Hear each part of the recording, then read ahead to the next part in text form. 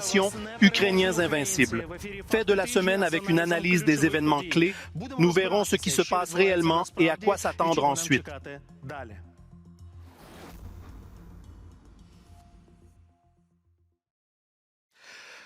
F-16 en Ukraine. Il ne s'agit plus d'une information de la presse occidentale qui a cité ses sources toute la semaine. Il s'agit d'un rapport officiel, comme on dit, avec des preuves au sol et dans le ciel. Ce sont les premiers avions que nos alliés occidentaux nous ont remis. Ils ont été présentés aujourd'hui par le président ukrainien Volodymyr Zelensky. Cela s'est produit symboliquement lors des célébrations de la journée de l'armée de l'air ukrainienne. Le trident sur l'empennage leur va très bien. Les Faucons semblent avoir déjà effectué leur première mission dans la région de Kharkiv. Leur cible aurait été localisée en Russie. Toutefois, cela n'a pas été confirmé officiellement. Il est trop tôt pour parler de mission de combat, a déclaré Volodymyr Zelensky lors d'un briefing à l'aérodrome. Je ne peux pas vous dire en détail quelles tâches nos premiers F-16 accompliront ou ont déjà accompli. Je n'ai pas le droit de faire des commentaires à ce sujet, veuillez m'en excuser. Mais quoi qu'il en soit, nos partenaires savent combien il y en a actuellement en Ukraine et le nombre de pilotes qui ont déjà été formés, ce qui n'est pas suffisant. Ce qui est positif, c'est que nous attendons des F-16 supplémentaires et que nos pilotes sont en train de s'entraîner. Un événement historique. Pourquoi? La réponse de ministre britannique de la Défense Grant Shapps. Selon lui, les F-16 en Ukraine marquent un tournant dans la lutte contre Poutine et son aviation. Oui, bien sûr, ce n'est pas la Wunderwaffe, mais on ne peut pas gagner une guerre sans contrôler le ciel. Et les F-16 permettront enfin à nos as de le faire, ainsi que bien d'autres choses dont nous ne pouvions que rêver auparavant, car les avions de chasse sont équipés de missiles qui n'étaient pas disponibles auparavant. De quel type d'armes s'agit-il? Les Faucons pourront-ils l'utiliser pour détruire le pont de Kerch, par exemple? Nous en reparlerons plus tard. Et maintenant, toutes les dernières informations. Combien d'avions allons-nous recevoir? Quelles tâches accompliront-ils dans un premier temps? Et comment finiront-ils par changer la situation sur le front en notre faveur? Et, tout aussi important, comment pouvons-nous protéger ces machines uniques des missiles russes? Konstantin Pavlov, en collaboration avec des experts, a tout analysé en détail. Bonjour, les F-16 dans le ciel ukrainien. Combien de falcons de combat se trouvent déjà en Ukraine et peut-on s'attendre à des combats aériens? Il ne s'agit pas d'une bataille aérienne, mais de l'abattage d'un sanglier. Quelles sont les tâches qui leur seront confiées à proximité de la ligne de contact? Chaque opération sera comme une partie d'échecs. Et comment ils peuvent nous aider à l'arrière? Les missiles cesseront de tomber sur les villes. Les faits de la semaine ont été analysés en détail.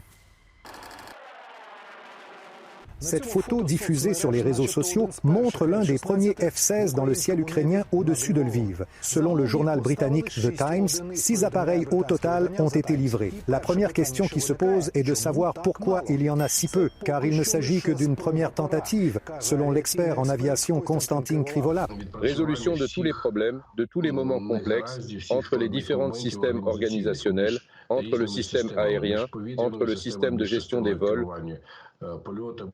Ce sont ces premiers F-16 qu'il faut intégrer dans notre système de défense, car ce chasseur n'est pas un loup solitaire à l'affût, mais seulement un élément d'un système très complexe.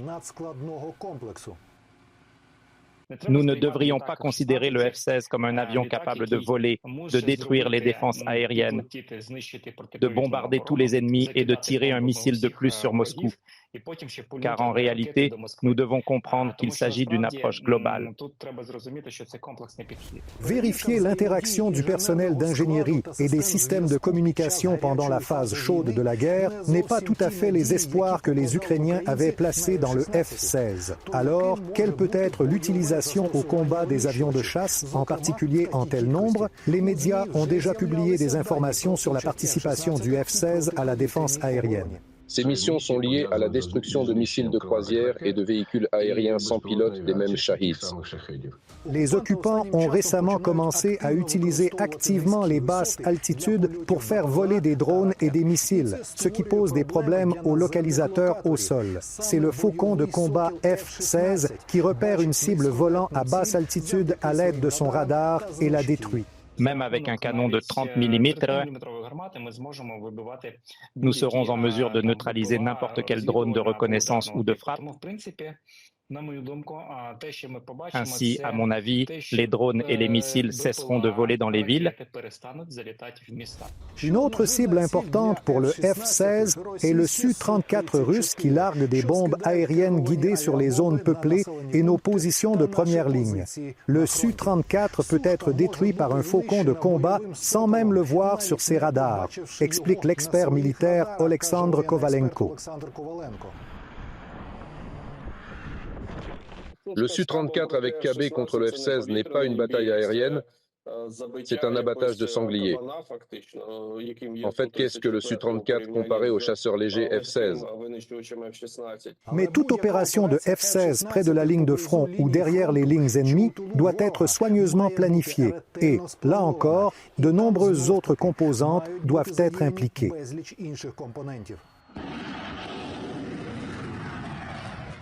Élaboration de drones de reconnaissance par les Ukrainiens, frappe d'artillerie, on dit par exemple ATACMS ou HIMARS sur certaines positions, puis lancement d'avions, de missiles radars pour détruire les défenses antiaériennes, puis entraînement et bombardement. Selon nos experts, la première cible des Faucons et la plus désirable est la Crimée occupée. C'est pourquoi, presque tous les jours, ils s'envolent vers les aérodromes et les systèmes de défense aérienne des occupants. Récemment, à la suite de frappes sur des aérodromes, la question du redéploiement de l'aviation tactique a été posée vers la partie continentale de la Fédération de Russie. Donc, il y a une telle section et l'influence de F-16 sur celle-ci serait aussi efficace que possible, à mon avis. Les rumeurs de l'arrivée du F-16 en Ukraine ont déjà provoqué l'hystérie des propagandistes russes. Sur leur télévision, ils ne parlent que de nos avions de combat. Le F-16 est en route. Ils attendent F-16, F-15, F-16, F-16, F-16 pour l'Ukraine. La décision a été prise pour permettre aux avions de chasse de frapper la Russie. Le F-16 est donc devenu un précieux trophée pour les occupants. La question est donc de savoir comment sauver ce précieux appareil, ainsi que les pilotes et les ingénieurs dont l'expérience est inestimable, car les Russes ont déjà commencé à chasser les faucons de combat. Dès que le F-16 y apparaîtra, alors tout ce que les Russes ont dans la nomenclature s'envolera immédiatement, toutes les armes de missiles qu'ils ont, y compris les Kinzhals. Si la balistique peut atteindre, alors les Iskanders voleront. Tout d'abord, les avions de combat ne seront pas utilisés près de la ligne de front et des frontières. Le commandant en chef Syrski a déjà prévenu de la zone de 40 km dans laquelle ils ne voleront pas.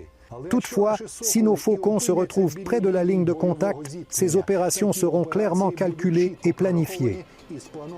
Chaque opération sera comme une partie d'échecs, sera jouée plusieurs fois afin de gagner ensuite cette opération particulière.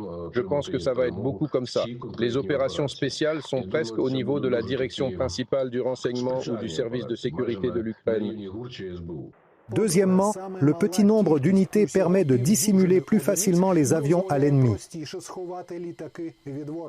Nous ne pouvons pas assurer la protection des aérodromes sous la forme d'une construction à grande échelle, avec la construction de hangars souterrains et le développement d'aérodromes souterrains. Par conséquent, les aérodromes où les F-16 décolleront, se ravitailleront et seront entretenus doivent être très bien protégés par des systèmes de défense aérienne. Elle devrait être au niveau de Kiev et de la région de Kiev, une défense aérienne à part entière. Il existe également une recette pour la reconnaissance spatiale des modèles éprouvés d'armes occidentales. Ce sont des verrières qui ne permettent pas aux renseignements spatiaux de comprendre si vous avez un avion ou non sous la verrière. Ensuite, toutes sortes d'options psychologiques Avez-vous mis un modèle dans la verrière ou avez-vous simplement mis le rideau sur l'avion? Mais l'essentiel est la préservation des faucons de combat C et l'agilité de leurs pilotes. Il doit y avoir des pilotes non seulement pour effectuer des tâches 24 heures sur 24 et 7 jours sur 7, mais aussi pour monter immédiatement dans l'avion en cas de danger, pour le faire décoller et lui éviter d'être touché. C'est pourquoi il devrait y avoir au moins 2 fois plus de pilotes que d'avions et un tas d'aérodromes dits de sauts, où vous pouvez rapidement recharger et ravitailler les avions. En Ukraine, il y a beaucoup d'aérodromes de départ qui ne ressemblent pas à des aérodromes. En effet, sur certains tronçons de route, il est possible de déployer rapidement un aérodrome pouvant accueillir des avions.